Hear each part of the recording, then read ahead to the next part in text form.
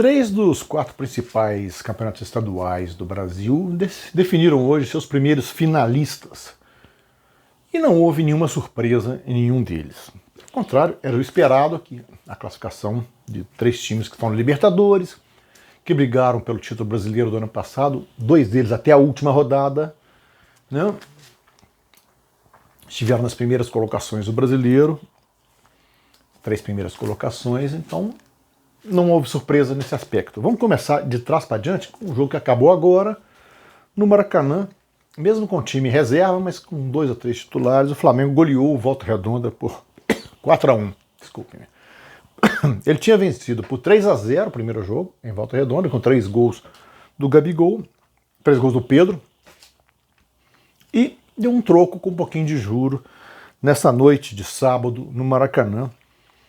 Um jogo tranquilo, que o Flamengo dominou amplamente, o Volta Redonda criou uma chance ou outra, mas o Flamengo foi absoluto, embora tenha levado um susto, com 1 minuto e 45, um gol anulado do Aleph Manga para o Volta Redonda. Realmente havia impedimento nessa fase do campeonato. Tem o VAR, o João Carlos, que deu o passe, estava recebendo a bola impedimento, o gol foi anulado. E o Flamengo, na primeira estocada que deu, fez 1-0. Um passe do Gabigol para o Michael. Michael penetrou pela meia esquerda e colocou na saída do goleiro. 11 minutos, o Flamengo 1-0. Se já tinha vantagem de 3, aumentou para 4.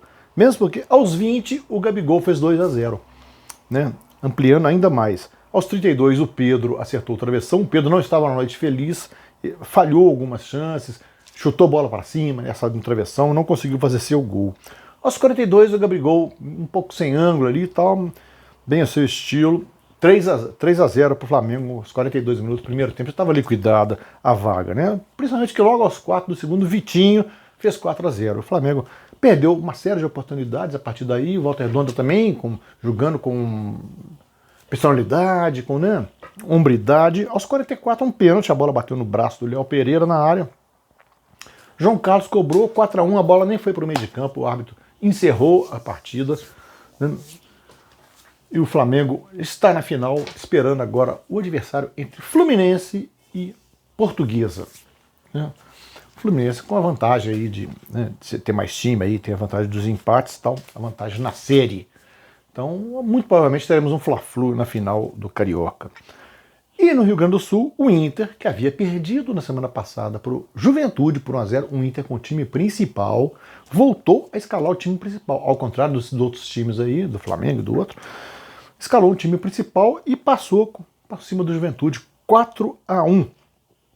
Custou um pouquinho a romper a defensiva do time de Caxias, que é um time da primeira divisão do brasileiro, diga-se de passagem, lembre-se que ele subiu, está de volta, né?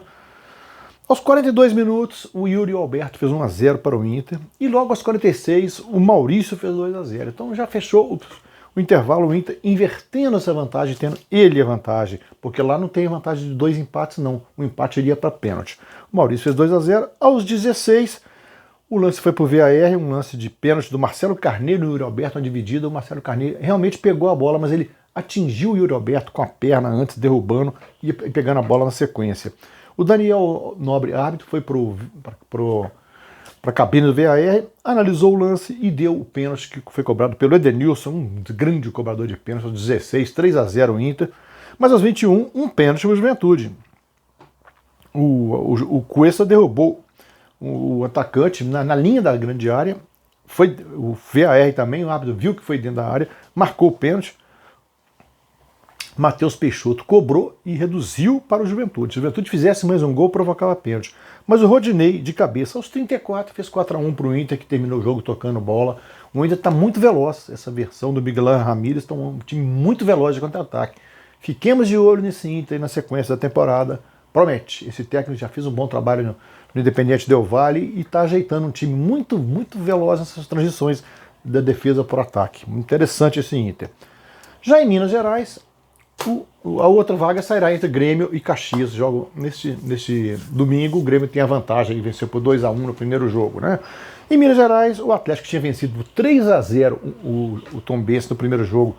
No jogo comando do Tombense, que foi na Independência, dessa vez jogando no Mineirão, escalou um time reserva e ainda assim se classificou com tranquilidade, né? Fez o seu gol foi 1-1 o jogo, viu? Aos 8 minutos com o Sacha de cabeça, o Atlético perdeu algumas chances, tal. No segundo tempo o Tombense foi também para jogando pela moral, pela sua honra, pela sua dignidade. Aos 34, o Kaique, artilheiro do Campeonato Mineiro, que havia perdido um pênalti na rodada anterior, e ele sofreu o pênalti do Everson, que causou a expulsão do goleiro, e o goleiro reserva, Matheus, defendeu.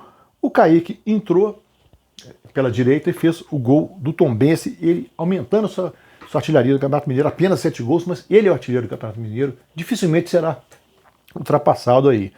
O outro finalista será de América e Cruzeiro neste domingo, no Independência. O América venceu o primeiro jogo por 2-1, tem a vantagem do empate, pode até perder por um gol de diferença, que ainda assim da América que tinha vantagem dos 2 empates. O Cruzeiro tem que vencer por 2 gols de diferença para ser ele o classificado e voltar a disputar uma final. A tendência é que seja Atlético e América, os 2 times mineiros na Série A do Brasileiro. É isso aí, meus amigos. Fique com a gente e até a próxima.